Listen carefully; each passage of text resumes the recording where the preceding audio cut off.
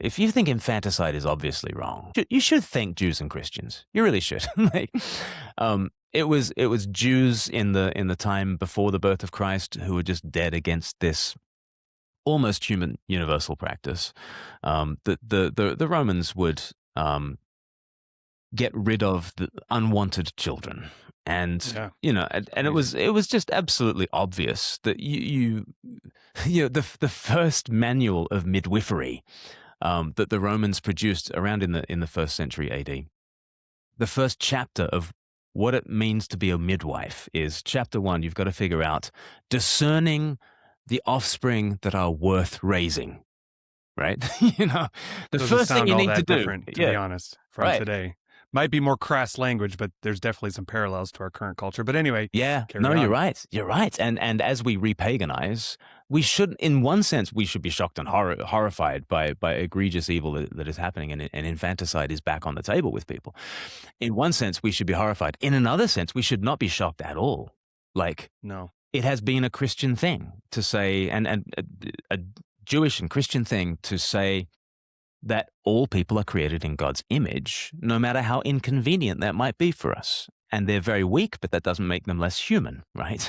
They're very dependent. That doesn't mean that they are any less in God's image. And so this universal human practice of getting rid of largely disabled children, and infanticide has always been practiced predominantly on girls rather than boys. It's been an incredibly misogynistic practice and an ableist practice, and Jews and Christians were resolutely against this thing. And when Christians had legislative power, they were the first ever to require parents to raise their offspring. And the thing is that was the weird thing. We now think that that's the air we breathe. Well, of course, you don't go around killing babies. Who goes around killing babies? I studied moral philosophy as an undergraduate, and one of the things that is kind of used in moral philosophy as an obvious self-evident truth is, well, you wouldn't just kill babies, would you? And yet, you go around human cultures, and anthropologists will tell you that the anthropological record, infanticide was very, very widespread. And here is one thing that has gone from absolutely unquestioned. It might, people might have thought of the practice of actually exposing the infant as a little bit grubby and distasteful, and you might want to get your servant to do it, right? But the idea that the entire practice was wrong and that this was child murder. I mean, Jews were saying, like Philo of Alexandria, who was born around about 44 BC, he said that infanticide is obviously worse than murder, because you're dealing with somebody so weak, and your obligation is obviously protection rather than elimination, and so the people of the book were so against this thing that everybody else thought was just self-evident and obvious. And now we all think it's self-evident and obvious to raise children. There's an example. Other examples like pederasty, so like adult to child sexual contact is, we say yikes, and whether you've ever set foot inside a church or not in the West, we all say yikes to that. Well, if you say yikes to that, thank a Christian, right? Thank the people of the book who looked at this practice that was called pederasty, right, which the Greek word just means child love.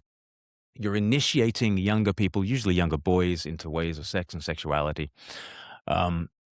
And that was just obviously a rite of passage, and has been obviously a rite of passage in all sorts of cultures around the world. And yet Christians and Jews did not call it pederasty, meaning child love. They called it paidophoria, which means child destruction.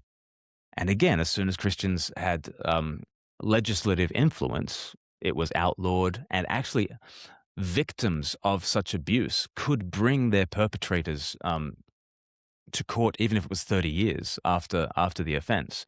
And so these incredibly progressive, in our mind, kind of pieces of legislation were the sorts of things that Christians were bringing to bear on a world that is so brutal to our way of understanding, but it wasn't brutal to them. It wasn't brutal to the Romans in their day. It's Christianity and Christian lenses that make us see these obvious evils as the evils that they are, and all sorts of progress flowed from that.